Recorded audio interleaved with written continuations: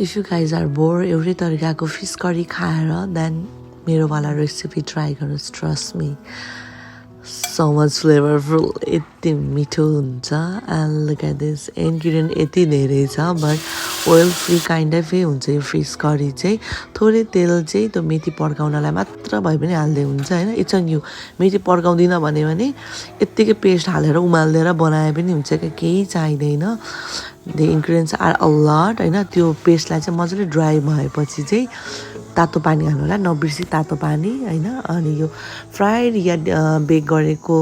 माछा हाल्दिनुस् अनि त्यहाँदेखि ग्यास बन्द गरेर 30 मिनेट जति छोड्दा अझ बेस्ट हुन्छ 20 or 30 minute and look at this fish curry कति डिलिशियस थियो स्वाद चाहिँ अलिकति ट्वाक्क अमिलो पिरो अनि त्यो ब्राउन सुगरको त्यो स्वाद पनि हुन्छ अलिकति धेर गुलियो हुँदैन है फेरि गुलियो हुन्छ होला सोच्नुहुन्छ होला त्यो पिरोले ब्यालेन्स गर्छ